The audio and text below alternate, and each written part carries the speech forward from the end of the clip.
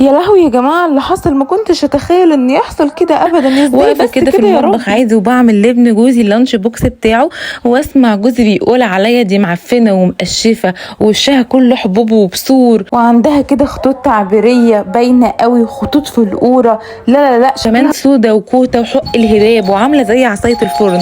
قلت يا نهار اسود، بفتح الباب لقيت حماتي واقفه بره وسلايفي. قلت لهم ثانيه واحده بس، ثانيه واحده هنور لكم النور من جوه عشان النور قاطع. رحت جاريه بسرعه جايبه ملح الحليب ده يا جماعه، وملح الحليب ده بيخلي الجسم زي القشطه، حته قشطه كده. ورحت بلق ايديا ميه بس، ورحت واخده شويه من ملح الحليب ده ودعكتهم كده في ايديا، وان انا شبه عصايه الفرن المصديه ومفيش فيا اي امل. المهم بقى قعدت ادعك كده ايديا بملح الحليب زي ما انتم شايفين.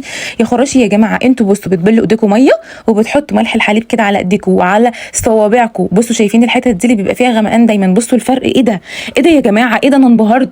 بيضه ايه وبتاع ايه؟ بصوا ده انا طلعت مش بيضه خالص. لو لسه بقى بتتفرجي قولي لي بتتابعيني منين وايه رايك في الروتين ده، وجربتي ملح الحليب قبل كده ولا لا؟ انا مش فاهمه يعني تفضلوا تخبطوا كده لامتى؟ هي الدنيا طارت، ما تصبروا شويه. هو بيستخدم لكل الجسم ولكل مكان في الجسم. انا بحاول اغسله وبحاول اطلعه باي طريقه، مش بيطلعش غير بالليفه والصابون حرفيا.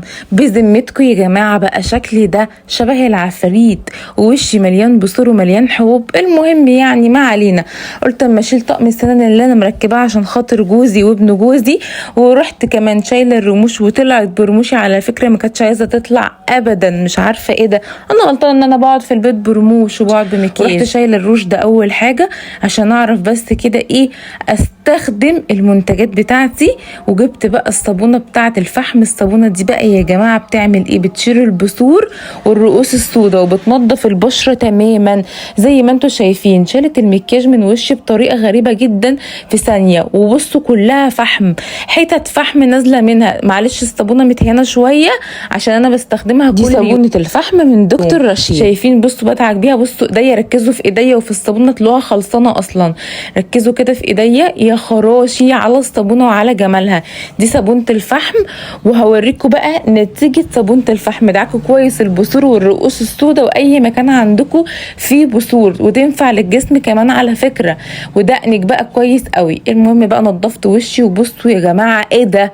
تخيلوا ان صابونه تعمل كده، مش عارفه ازاي.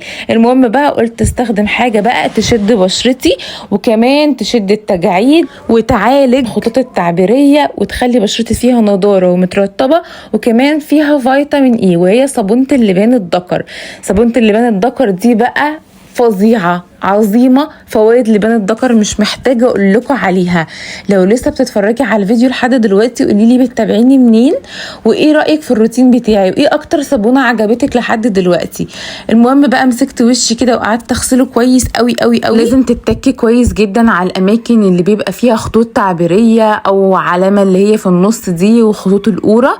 المهم بقى هغسل وشي واوريكم بتشد الوش ازاي وتسيب فيه لمعه كده اللي هو فيتامين اي من مكوناتها. تمام. اخر حاجه بقى استخدمها عشان ابقى بيضه قشطه كده وما بقاش سودا شبه حديده الفرن على راي حماتي وجوزي واخوات جوزي، صابونه الرز بلبن. والله يا جماعه هي اسمها كده صابونه الرز بلبن، وهي برز بلبن حرفيا. بصوا عامله ازاي؟ صابونه كده بتعمل رغاوي وبتخليكي بيضه قشطه منوره، شمعه منوره فعلا. ما اعرفش ازاي يعني 5 شمعات في بعض. ما تفهميش ايه اللي حصل بالظبط في وشي اتحول تماما من مثلا بياض عادي ل5 فولت. الله اكبر ما شاء الله. الصابونه يعني دي كمان بتستخدم للاماكن الحساسه واي مكان في جسمك. بصوا كده النتيجه. عايزه اقول لكم ان اسماء عامله مسابقه لاكتر بنت هتعمل شير للفيديو ده وتكون متفاعله عندها في الجروب، هتكسبها المجموعه اللي انتوا شفتوها دي كلها. عايزه اقول لكم ان المجموعه دي عليها خصم والاسعار تحفه يا جماعه. لازم تجربوا الصابون ده. اختاروا لكم كده كام صابونه جربوهم، وما تنسوش ملح الحليب هو الاساسي بتاعنا في القصه دي كلها بجد حرفيا. جبت شويه تنت كده وقلت بقى اورد خدودي وشفايفي زي ما انتم شايفين. يا جماعه فرحانه بجد. انا هستغنى عن المكياج خلاص، مستحيل احط ميك اب تاني، وده الصابون اللي انا استخدمته بس كده. بحبكم قوي. هقوم بقى افتح لحماتي وسلايفي واخوات جوزي عشان على الباب واقفين من ساعتها مستنييني انور لهم النور. باي باي، بحبكم قوي.